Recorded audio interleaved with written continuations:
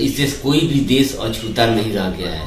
चाहे वो चीन हो, जापान हो, अमेरिका हो, विश्व शक्तिशाली देश अमेरिका भी क्यों ना हो, वो भी इससे अछूता नहीं रह गया है।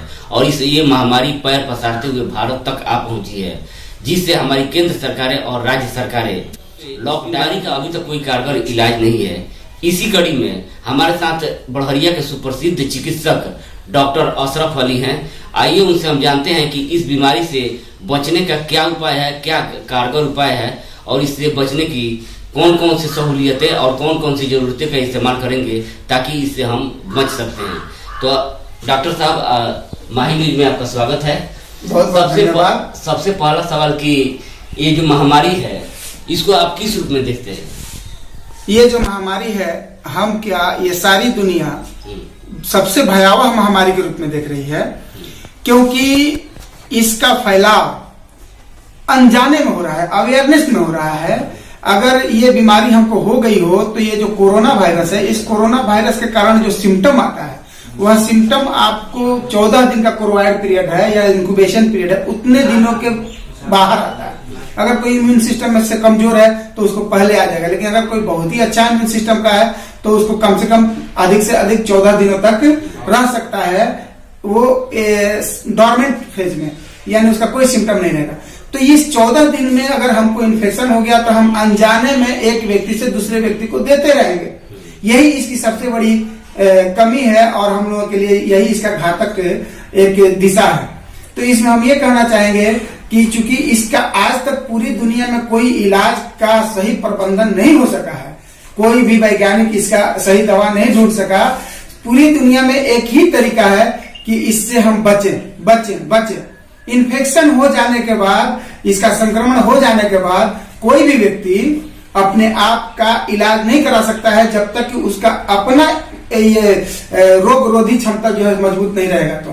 तो इसके लिए हम लोग अपने आप को आइसोलेट करते हैं और इस आइसोलेशन सिस्टम को हमारी भारत सरकार, हमारी बिहार सरकार, पूरी सरकारें, पूरे राज्य सरकार पूरे जोरों शोर से लगी हुई है कि कैसे हम इस आइसोलेशन को ज्यादा से ज्यादा बढ़ावा दें, ज्यादा से ज्यादा सब लोगों को अवेयर करें, क्योंकि इसका इलाज नहीं है।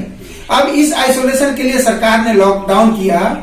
लॉकडाउन से हमें बहुत से फायदे हैं, लेकिन ये आम तौर पे ये साधारण तरीके का हमारा ये उपाय है। हमारे बिहार में एक बहुत ही मजबूत सिस्टम का इसका जांच करने का प्रबंधन होना चाहिए। एक मेडिकल सिस्टम में होकर के मैं यही कहूंगा कि हमारी सरकार एक अच्छा व्यवस्था मुहैया कराए, जिससे कि ज्यादा से ज्यादा जनता का, ज्यादा से ज्यादा लोगों का हम जांच कर सकें।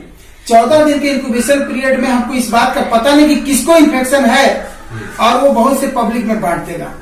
हाँ। इसके प्रमुख लक्षण क्या है जिससे लोगों को पता चल सके? इसका प्रमुख लक्षण है तो 3 ही है, खांसी है, बुखार है और थोड़ा सा दम फूलना या छाती में दर्द होना है।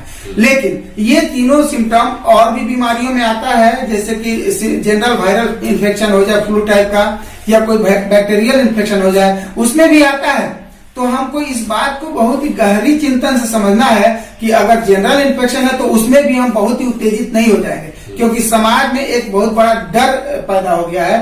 तो समाज को और मुझे डराना नहीं है, समाज को डरने से बचाना है और सबको जागरूक करना है कि आप इस कोरोना वायरस से के संक्रमण से कैसे बचें। और इसमें ये ध्यान देना है कि हमारा खांसी जो हुआ हो वो सूखी खांसी हो, बुखार जो हुआ हो वो इंटेंस फीवर हो, माने तेज बुखार हो, और छाती में हल्का फुल्का दर्द के साथ दम फूलने का शिकायत हो, तो हम ये मानेंगे ये संदिग्ध व्यक्ति होगा, ये संदिग्ध केस होगा। ये नहीं कि उसको कोरोना इन्फेक्शन हो गया, हम उस पर संदेह व्यक्त करेंगे कि उसको कोरोना का इन्फेक्शन हो सकता है और इसके तहत हम उसका आगे का प्रक्रिया करेंगे। कोरोना का जो इफेक्ट है वो ज्यादातर बच्चों पे और जो सीनियर सिटीजन है, जो 60+ है, उनपे ज्यादा असर कर रहा है।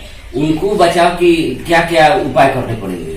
ये ज्यादातर बच्चों में और ज्यादातर सीनियर सिटीजन में हुआ। ये सीधी सी बात इस बात को साबित करती है कि जिसके अंदर रोग रोधी क्षमता कमजोर है, इम्यून सिस्टम जिसको बोलते हैं, हमारी इम्यून सिस्टम किसी भी रोग से लड़ने की क्षमता रखती है और हमको रोग से बचाती है।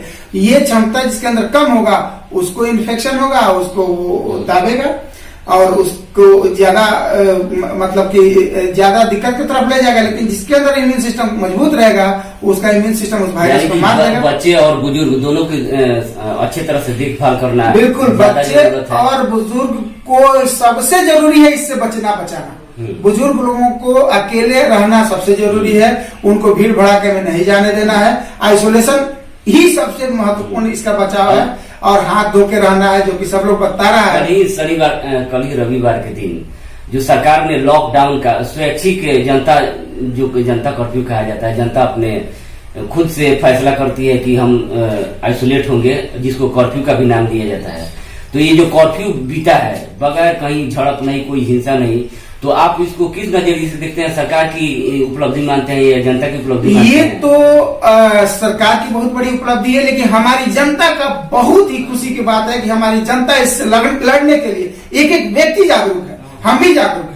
और हम इस कर्फ्यू के द्वारा ये पूरे देश में इस बात को साबित कर दिया है कि हम अपने सरकार के साथ हैं, हम सब एक साथ हैं, और एक साथ मिलकर के हम इस कोरोना वायरस से लड़ेंगे। उसको अपने समाज के बीच में अपने अंदर नहीं आने देंगे। जो व्यक्ति संक्रमित होगा उसको आइसोलेट करके उसका इलाज होगा। लोगों में मतलब जिज्ञासा जग रही है कि यदि जनता कर्फ्यू को और भी आगे बढ़ाया जाए तो हम इस रोग से लड़ने के लिए बिल्कुल तैयार हैं, और सरकार के साथ कदम से कदम मिला के चलने के लिए तैयार हैं। बिल्कुल, ये आपका कहना बहुत ही सही है कि पूरी जनता सरकार के सहयोग के साथ अपना सहयोग देने के लिए तैयार है। हमारे एक जो नहीं पढ़ा लिखा व्यक्ति है, एक जो दलित परिवार का व्यक्ति जो कुछ नहीं जानता है, वो भी इस बात को आज के दिन में जान गया और वो हमें सहयोग करने के लिए तैयार है। तो हम एकदम नीचे के स्तर से और ऊपर तक जब खुद को आइसोलेट करेंगे तो ये बीमारी हमारे समाज में फैलने से रुकेगी और हम इस पे सुरक्षा। ये थे डॉक्टर अशरफ अली, जो कि बहुत अच्छी बातें बताएं। इन्होंने बचाव का क्या उपाय है और इससे कैसे बचाए, लोगों को सबसे ज्यादा ध्यान देने की जरूरत है।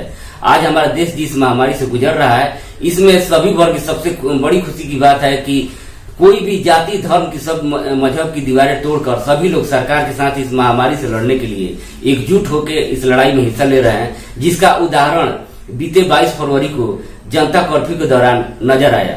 तो हम आपसे भी कहना चाहेंगे, अपने चैनल के माध्यम से भी कहना चाहेंगे कि जितना हो सके अपने आप को इस बीमारी से सुरक्षित रखें, क्योंकि इसका कोई इलाज अभी उपलब्ध है ही नहीं।